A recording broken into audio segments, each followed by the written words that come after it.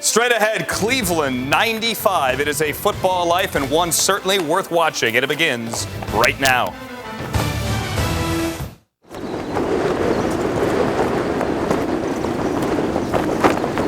I don't think anybody really wanted to wake up that morning. We're coming up to the stadium for our last game. Cleveland Stadium. It's at December 17th, huh? Yeah, December 17th. 1995. It was one of those days where you're kind of numb all day long. It felt like a war zone. It felt like you were in war-torn Eastern Europe or somewhere. It was really eerie walking in there and knowing this was it. You're going to watch your football team for the last time. Programs! Cleveland Browns Final Edition programs! It was like going to a funeral. Funeral, yeah. Going to a funeral. I got there very early that day. You could see people with ladders, saws, and hammers. 26 years season ticket holder. I'm going to cut my seat out. You got it, man. Go Browns. I told my wife not to come to that game, because we didn't know what was going to happen. The cherry bomb goes off in the end zone. I remember one point in time hearing this noise. It was just very foreign to a football stadium, not understanding what it was. And then when you looked in the stands, what they were doing is they were literally pulling out rows of the bleacher seats. Large groups of people just heaving stuff out onto the field, like rows of benches.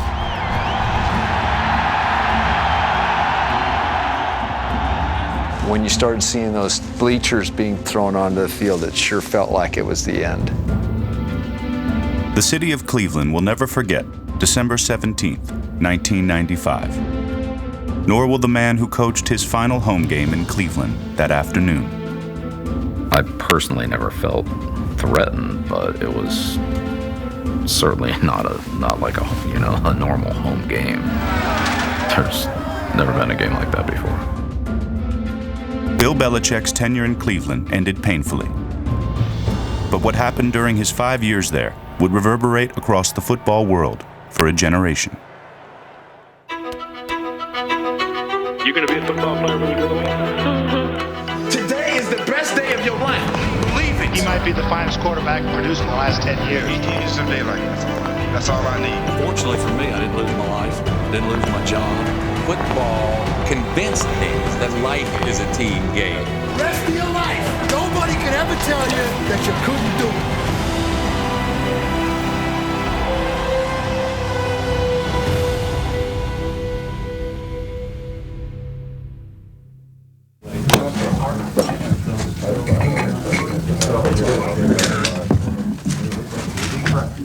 Ladies and gentlemen, it gives me pleasure to introduce to you the new head coach of the Cleveland Browns, Bill Belichick.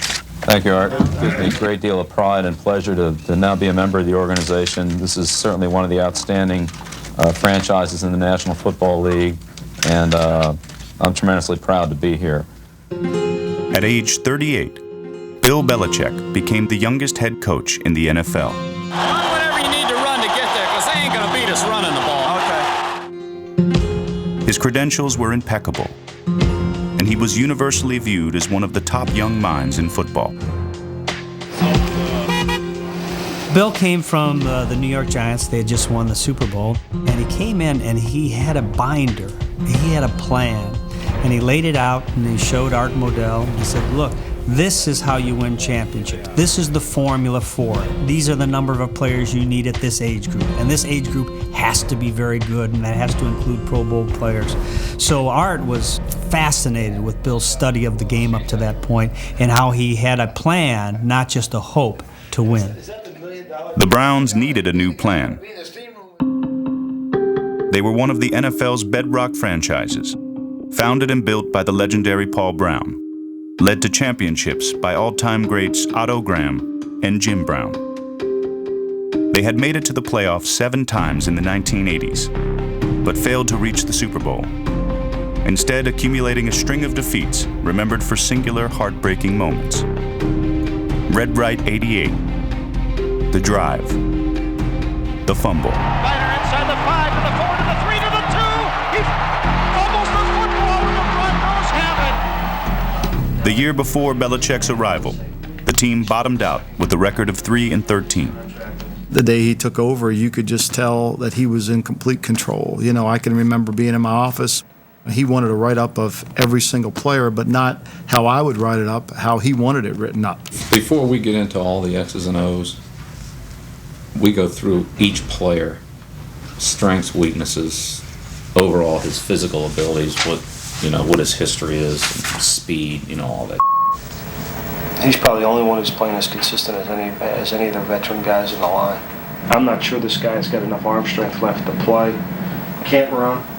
Really built like a corner, but has to play safety. Casey, that's a typical report right there. Everybody on their team stinks. Nobody has any athletic ability. So, unless the coaches this game up, then there's no way we could lose. He was meticulous, he was organized, and you could just instantly tell that he had an idea about how he was going to run the organization in terms of build the team, the foundation for the organization moving forward. One piece of that foundation would be the Browns' best player of the 80s, tight end Ozzie Newsome. The first time I had a chance to talk to Bill, the first time I want you to still play. But at that point, I had moved on. I said, I don't want to play. I want to learn how to do it. He was definitely a guy that I wanted to have in some capacity. Bill had me on the field coaching. I was on the road scouting. I was doing advanced. They took this little birdie and they kicked him out of the nest right away. Is this a big nickel team? They play some nickel. They do play some nickel. Newsome became one cog in the vast array of talent Belichick was assembling throughout the Browns organization. Cleveland's staff during Belichick's years included 9 future NFL head coaches or general managers, and 3 who became successful head coaches at major college programs. We were all committed. I mean, we had a great group of people there, and we were all committed to trying to sort of bring that franchise back. I mean, if we don't play our ass off, they'll beat us. Oh, I agree. And I think we got to do everything we can to get our team to the highest level we can this week. Pull out all stops, whatever they are. And I'll tell you what, we may not have had a very good plan, but we had a horse preparation for this game the last time we played these guys. No question. One step at a time, Belichick began to execute the plan he brought to Cleveland. Come on, we got to move the line of scrimmage. We got to knock them off the line. We wanted a tough, hard-nosed, blue-collar football team, and that's what Cleveland is, and that's what we wanted our football team to be. Mike Lombardi and Ozzie and I would sit down and Nick Saban and talk about our team. We tried to build it that way. And working for Art and the Browns was just such a proud franchise. There's so much tradition to it that I just want to keep it up and keep it going and provide for my family and the people who are counting on me. Get that quarterback aside for whatever reason. Coming up, the incubator that was Belichick's Browns. It's a proverbial mailroom. We were errand boys, whatever we had to do. We commonly referred to ourselves as slappies.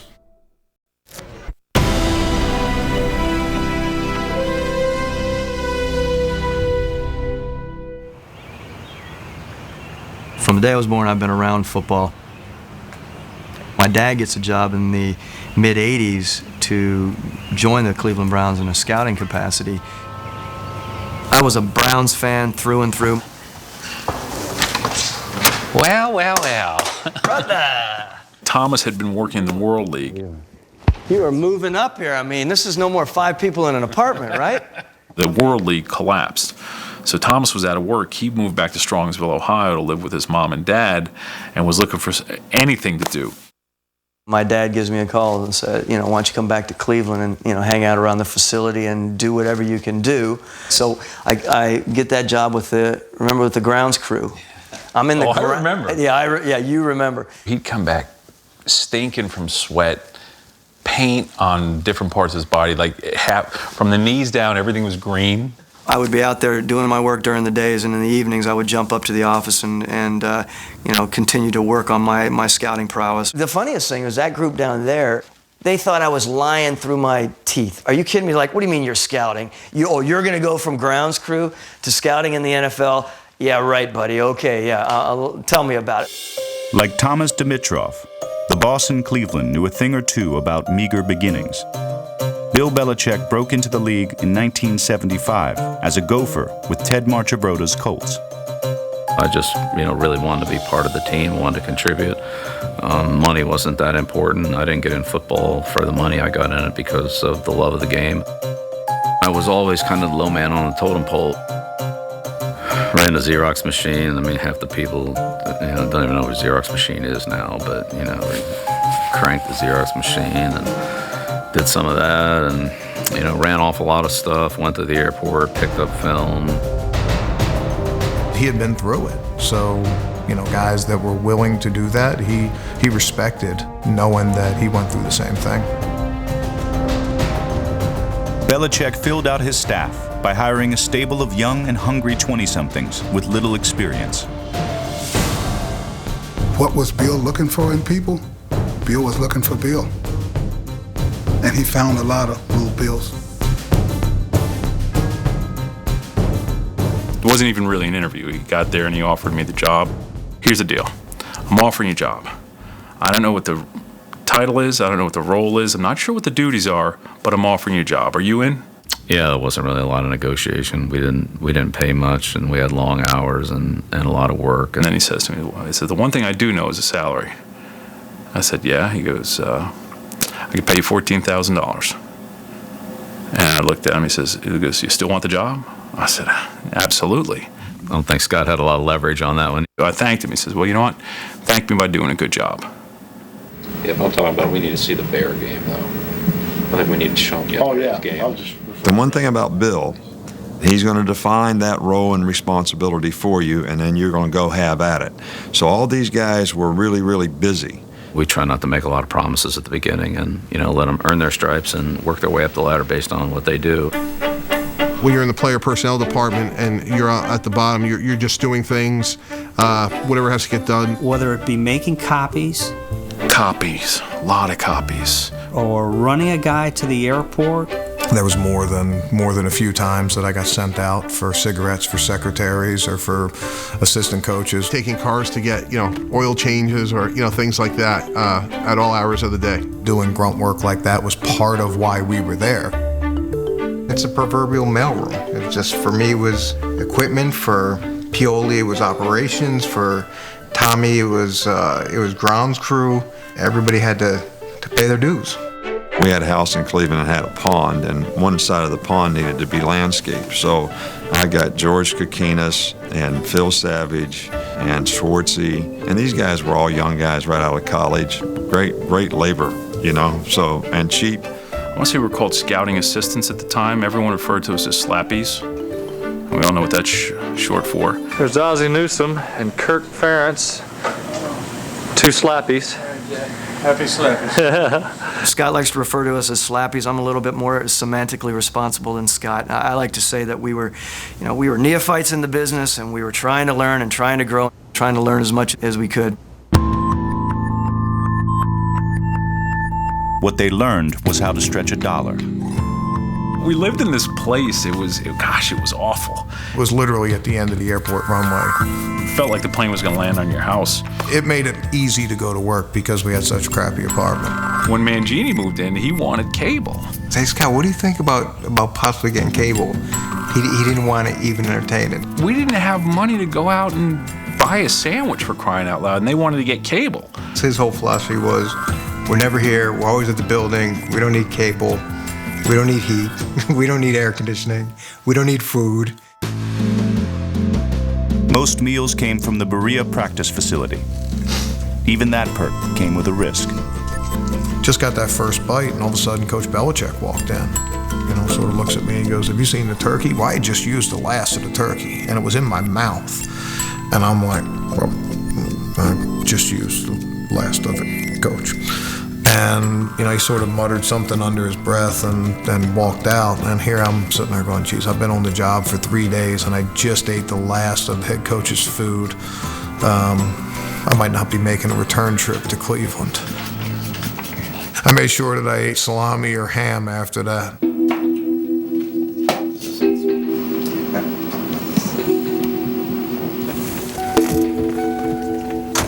You just knew there was nobody working harder, more committed to the success of the team than him. I still got another 6 hours of Chicago, 5 hours of Chicago. Although I spent about 3 hours on Cincinnati last night, so I'm in pretty good shape on them. He would set the tone in terms of his work ethic, his approach, his intensity, his intelligence for everybody else in the organization. Shot here. Bill Belichick was always multitasking. He was always working. He was always on the exercise bike, watching film, and eating at the same time. I mean, he was always working.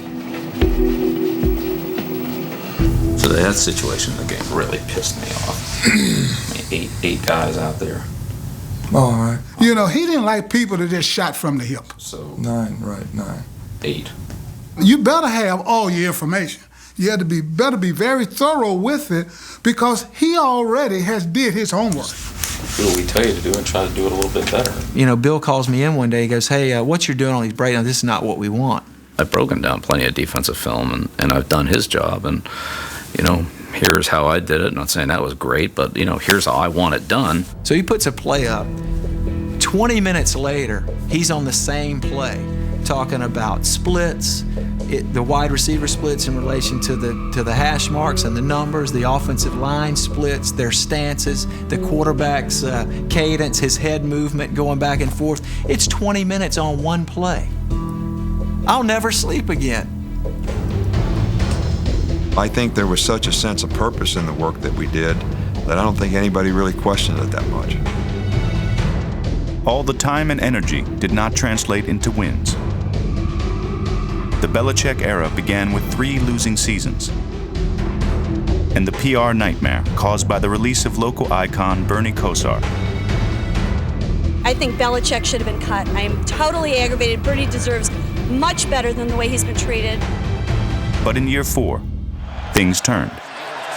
We had a rebuilding project that we had to go through, and everybody worked hard and was really committed to trying to get it right. And finally, in '94, we had a pretty good team. Listen up now, on the game balls. Okay, Big Art's gonna have to write out a check on this one. Everybody gets one. This is a team victory. Won 11 games, won a playoff game. He cuts it 5. Touchdown, Brown! We beat the Patriots, and that was Bill against Bill Parcells. This pupil beats the mentor. We all felt like we were building something and starting to formulate a little bit of an identity. I thought we would be good for a long time. I'm real proud of our football team. I thought we went out there and played hard for 60 minutes, made a lot of big plays in the game. There was that sense of we had turned the corner. All that time, all that work, all that effort, we were poised to make the next jump. We had a good mix of veteran players and young players. We had drafted well. Everybody there thought that it was just the beginning. Up next. I remember driving home. I lived probably 30 or 35 minutes from the practice facility. That drive seemed like it lasted 3.5 or 4 hours.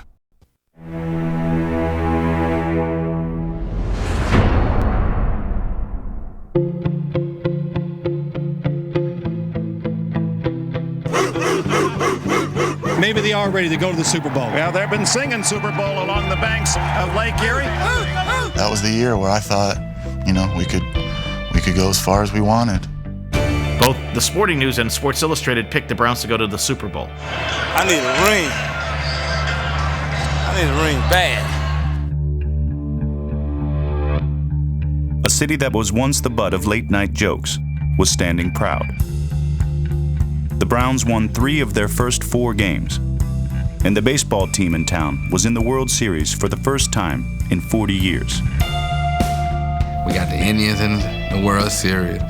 Our football team keep playing like there's a possibility that we could have our football team in the Super Bowl, the city of Cleveland was looking pretty good.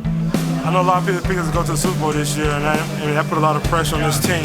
We just try to get better week to week and don't worry about that. See what happens at the end of the season. Hopefully we'll be there then. This town was going crazy because you got your football team and your baseball team. We were really at the top of the sports world. It was a good time to be a Cleveland sports fan. It really was. You could feel that energy when you walk outside in Cleveland. #1 Browns, baby! #1! You could see that good times were ahead, Damn, feel good to be winning, boy. and it all fell apart.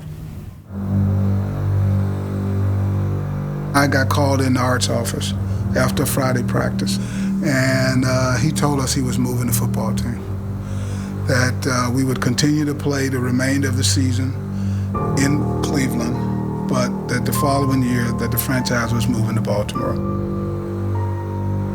He looked at me, he said, we've been together for a lot of years. And I go, yes, sir. He said, I'm moving this team, and I'm moving it for one reason. And that's what he said, to win a championship. And I remember driving home. I lived probably 30 or 35 minutes from the practice facility. That drive seemed like it lasted 3.5 or 4 hours. You know, you're thinking about Red Right 88, the drive, the FOMO. So I got all of those emotions going through me as I'm driving home. And I get home and I tell my wife, we're moving to Baltimore. I got very emotional about it, and I just felt that in the big picture, what was happening to the team was just very unfair. Mr. Modell met the team in the team room and announced that the announcement would be made that the Cleveland Browns were going to be moving to Baltimore. It was like getting punched in the stomach. You could actually hear a pin drop. We were shocked. We were saying, what? The Cleveland Browns can't move? And he said, look, you know, you guys have to finish the season. We have to finish strong. We have a chance to do something this year, so let's do it. Let's focus on that. And after when he walked out, I mean, everybody was kind of just really, really stunned. It was like, okay, you know, now what? The first place Browns took the field less than 48 hours later. By then, news of the move had spread. It just all comes down to money, doesn't it? Yeah, it's absolute money. At this point, just simply refurbishing the stadium is not going to be enough to keep Art Modell and his debts in Cleveland. We tried to focus on our job and control the things that we could control. I mean, there were a lot of other things that were piling up on the outside, and there weren't many answers to the questions that everybody had. It really shook our world. Our emotions just went stale.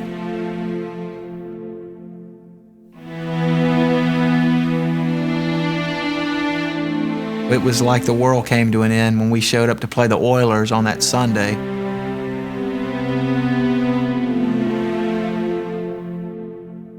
It's hard enough with no distractions to win in this league, and when you got a distraction like that trying to win, you got no chance. You got no chance.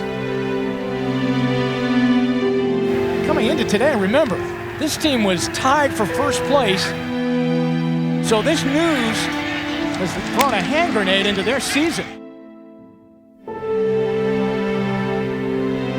It might be better for this team to play on the road right now, Bob.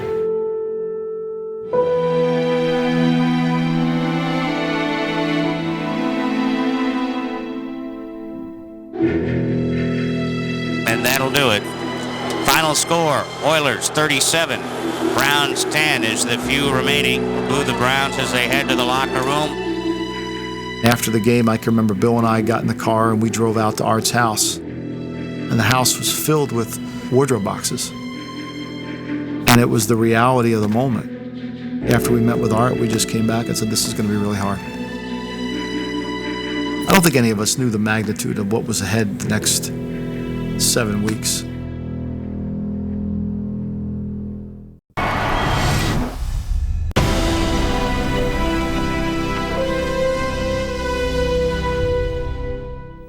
Ladies and gentlemen, we have a signed contract in hand. The Browns are indeed coming to Baltimore. It was official. When the 1995 season was over, the Browns were leaving town. And when the announcement was made, all hell broke loose in Cleveland. All of Cleveland tonight is wondering what, if anything, can now be done to keep the Browns the Cleveland Browns. We are in the 11th hour of the Browns crisis, and we're bringing you the very latest. An enraged Cleveland Browns fan lighting fire to all of his Browns souvenirs. In my living room, everything is Cleveland Browns. And how can I keep it up? It's not a part of Cleveland anymore. The heart and soul has been taken out of this town. It felt like the football world was crumbling around all of us there that were working. Bill was getting death threats. Art Modell was getting death threats. When guys came to work, they had to ride through a picket line. We would leave the building 2 or 3 times a day because of a bomb threat. Life-size dummies of Browns owners Art and David Modell and Coach Bill Belichick were hung in effigy at high noon. I felt bad for, the team and the players and the coaches that were working so hard with less than no support. The owner was nowhere to be found. He was in Baltimore. Kind of felt like you're on a deserted island, fending for yourself. He had searched around in all 4 sports, hockey, baseball, football, basketball, to where a franchise had moved during the season. So he needed somebody that he could talk to and know how to handle it. There was none. Clearly, everybody's going to have to block some things out, but that's why we're professional coaches and players. We get paid to do that, and that's what we need to do. It's in the newspaper 24/7. It's on the news 24/7. We started to feel the effects. And how are you doing? How are you feeling as a player with this announcement? I think unsettled, probably more than anything. Do you own a house or a condo here, Leroy? A condo. Yeah. A lot of houses and condos are going to go on the market at the same time. You got to remember, again, with pro football players, or it's the same thing with junior high players. If their personal lives are being rocked, it's going to affect the way they are in the room, in the meeting room, and also on the field. Need to run on out of here. Thanks. I'll be the first to say it. I think some players just stopped playing. I think some players quit on us. We had a road game in San Diego, and because of the chaos, Bill had made the suggestion to Art that it would be a great idea maybe if we went out there a week early. And we went out there and we practiced all week at San Diego State. We had an unbelievable week of practice. The energy felt like, okay, this is going to be the week we're going to turn things around. And the opening kickoff, Ernest Hunter fumbles the opening kickoff. And just watching the entire sideline, just like, whew. At the start of the 1995 season, the Browns had been picked by many to appear in their first Super Bowl.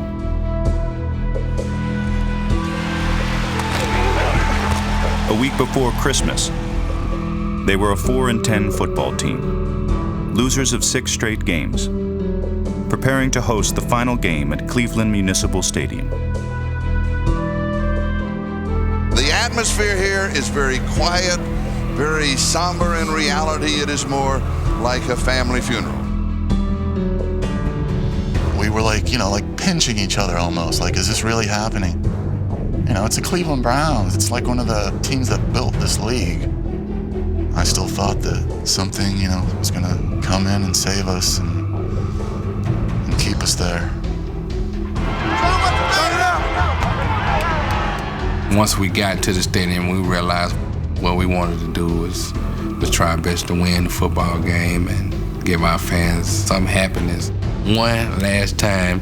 Take it back to where it used to be. One last time. Let's go, Strike Force. The team pulled together, rallied together.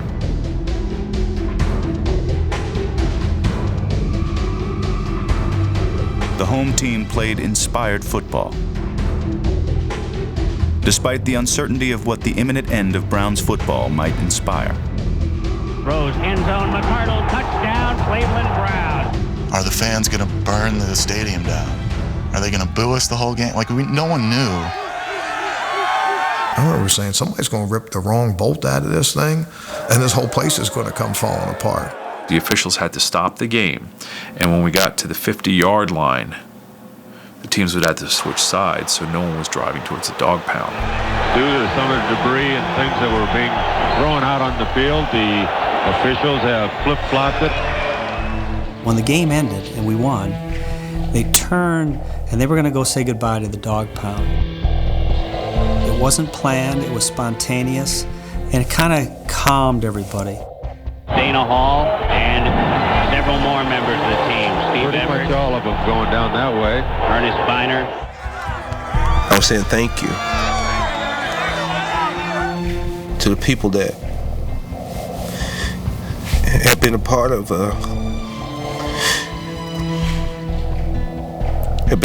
lot of joy, a lot of good times, a lot of difficult times, and remain supportive of something that they really love. I will never forget standing right down there on the field and looking around and just thinking, it's over and this is horrible. What made me cry was Steve Everett getting grabbed by fans from the dog pound, and they wouldn't let him go. People wanted just pieces of tape, sweaty, bloody pieces of jersey. I mean, people just wanted something to like hold on to, and I mean, I can remember losing it. And I remember walking out to about the 20 or 30 and just feeling all of that sadness. And I looked to my right, and there was Kevin Burns. For some reason, we kind of magnetized to each other, and we were standing there together, taking this all in like, holy cow, who would have ever thought?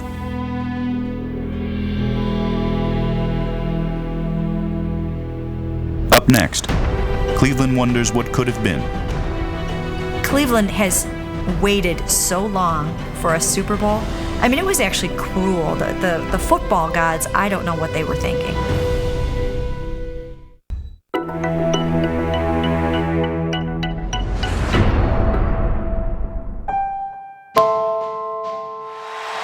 And the Ravens are the champions of the world. Just 5 years after leaving Cleveland, the former Browns won a Super Bowl. Add it to the list for a jilted fan base. The people of Cleveland probably at that point in time would rather have seen the Steelers win another Super Bowl than the Ravens. It was the worst case scenario. Cleveland has waited so long for a Super Bowl. Look, you've done me proud, and I'll never forget it. I thank you. The football gods, I don't know what they were thinking. I mean, it was absolutely cruel to give a Super Bowl to the Baltimore Ravens when those should have been the Cleveland Browns. When the Browns left town, they left their head coach. Bill Belichick was fired in February, and Mike Lombardi stepped down a week later. But a large group of slappies made the move. Phil Savage, Scott Pioli, Eric Mangini, and Jim Schwartz all exchanged brown for purple. But most stinging for Browns fans was the architect of the Ravens Super Bowl, Cleveland's former favorite son. World champ. How about that, baby? How you doing? It took a while. Hey, that's all right. Worth the wait. I think it's incredibly sad that Ozzie Newsome wasn't able to do that for the Cleveland Browns, because that's the way that it should be. Thanks, man. Give me a hug, man. Thanks, man. Thanks, man. Thanks. 5 years prior to winning the Super Bowl, Ozzie Newsome was a first-time GM in his first draft. He used the lessons he had learned in Cleveland to lay the groundwork for an eventual championship. I remember being in the draft room that year, and Ozzie talking to Art about Jonathan Ogden. Ozzie was feeling a lot of pressure from Mr. Modell because it looked like Lawrence Phillips was going to be there. It was one of the top backs, but we all know that Lawrence had a lot of issues. When it came time to pick, Jonathan was still there, and he was the best player on the board. And learning from Bill, stick with the board. That's Art, we're going to take Jonathan. Art goes, we need a running back. I said, but the best guy on the board is Jonathan Ogden. Jonathan, Ozzie Newsome, how you doing? You ready to become a Raven? Those are still tumultuous times now. I mean, we had just moved the franchise in March, and a month later we're having the draft. If he takes Lawrence Phillips in 1996 instead of Jonathan Ogden, they certainly don't have Super Bowl rings. his whole career could have been riding on that decision. The Ravens had another first-round pick, one they had obtained a year earlier when they were still the Browns. Ray, R-A-Y-F, Lewis. Ray, hello. L-E-W-I-S. Let me transfer this to another line. From Miami. Just a minute. We traded away the pick the year before, which ended up giving them that pick. And we'd done a lot of work on Ray Lewis. I was going with the cue card. The Ray Lewis pick was really pretty much done before the plane ever left to go to Baltimore with the team. You'll be going on our defense, competing with the linebackers we have. We only have 4 on the roster right now. Okay? All right, here's the owner. Ray Lewis. Hi, Ray. Welcome to Art Modell. Welcome to the Baltimore Ravens. Our whole approach to scouting, we tweaked a few things, but the guts of it was built in those offices in Berea. That program that Bill had run, Ozzie had picked it up and, taken a little bit of his own direction, but a lot of what we did and the way we did things continued on. When I won in 2000, a lot of that to Bill Belichick. After being fired following the '95 season, Belichick joined Bill Parcells in New England as the defensive backs coach. 4 years later, he was the head coach, and he turned to the relationships he had built in Cleveland to help finish the job in Foxborough. Some of the Cleveland connections carried over. People that I brought with me, which was a lot different than when I went to Cleveland, and those people were very beneficial. Let's go. When we get to New England, we spent a lot of time talking about what was good in Cleveland, what was bad in Cleveland, what went wrong in Cleveland. Let's take a look for another defensive lineman, too. We kept the core of a lot of the philosophical things. There was a lot of learning from the Cleveland experience. Working with essentially the same blueprint and having the opportunity to see it through, Belichick carried out the plan he had hoped to execute in Cleveland. The Patriots are Super Bowl champions! What we're trying to do is win, okay? That's what we're trying to do. So every play that's called, every decision that's made, everything that we do, whether you agree with it or don't agree with it, is made with the intent to win. He hadn't changed at all. The success that he had in New England winning Super Bowls, he's not doing anything any different than he did in Cleveland. Obviously, fellas, I don't think, we really got to go into this too much, but we got to win this game. It's as simple as that. The Cleveland experience taught me that there are things that affect the team on the field that happen off the field. As a coach, you're kind of always looking at players and schemes and X's and O's, but there are some outside things that can affect both an individual and a team. And if anybody asks you about it, which I'm sure you're going to get asked about it, whether it's by another player or the press or whatever, and all we're doing is getting ready for Cincinnati. I think I monitor those and keep track of those a little bit better than I did in Cleveland. He was getting ready to do that here. That's how it was supposed to happen before the Cleveland Browns left town. Bill Belichick was supposed to lead this team to the promised land. And I think that when he went off and did that for the New England Patriots, I think it showed, look, he was on to something here. He was on the right track. Coming up, from the ashes of the '95 Browns. Watch the ball!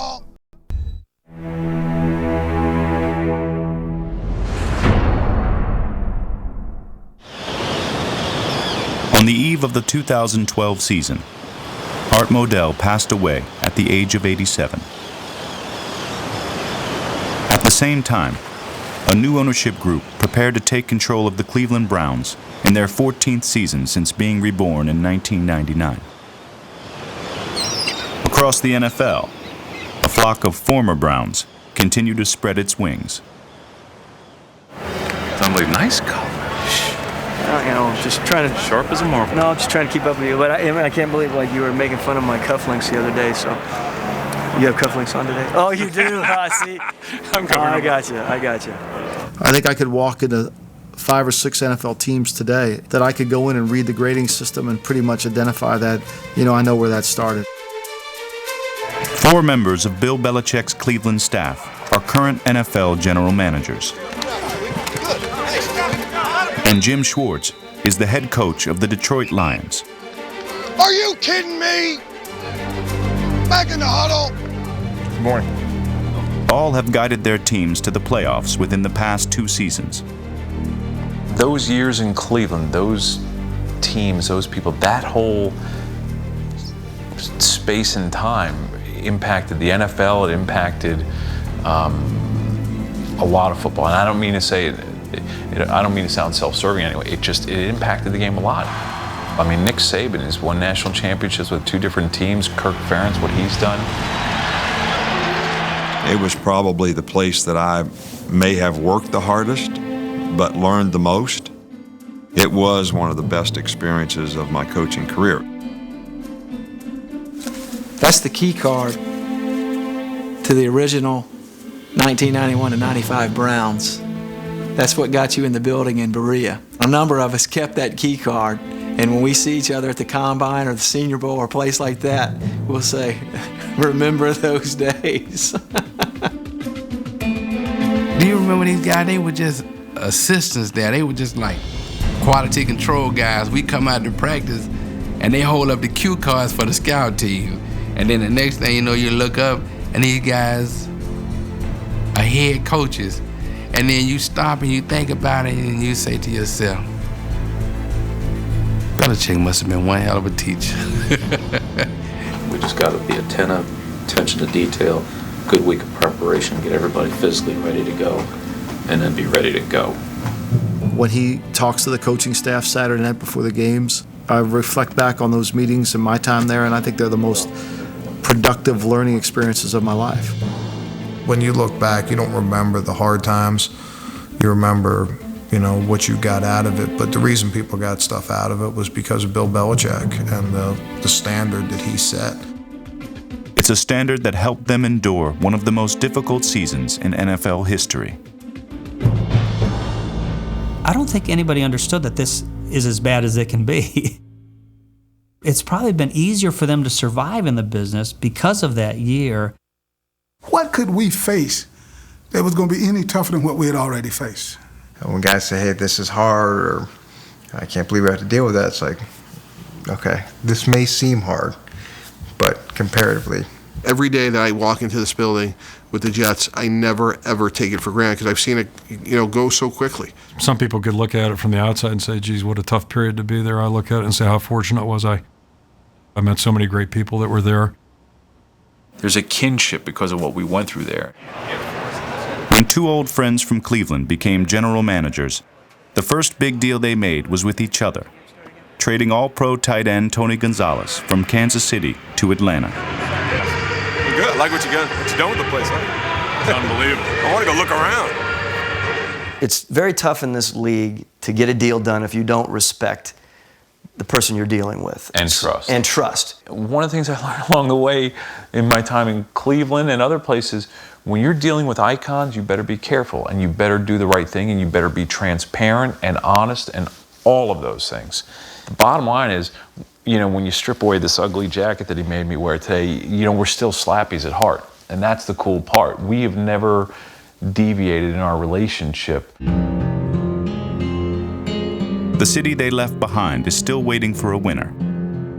Cleveland successfully fought to keep its team's name and identity. But the Browns have not won a playoff game since Bill Belichick left. You wonder, what if everybody had stayed there? No doubt, we would have won a Super Bowl. We were too talented, we were too committed, and we were all on the same page. We got better every year. Our program improved every year.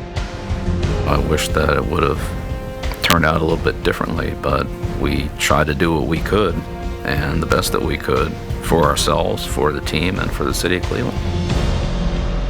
I have no regrets about that.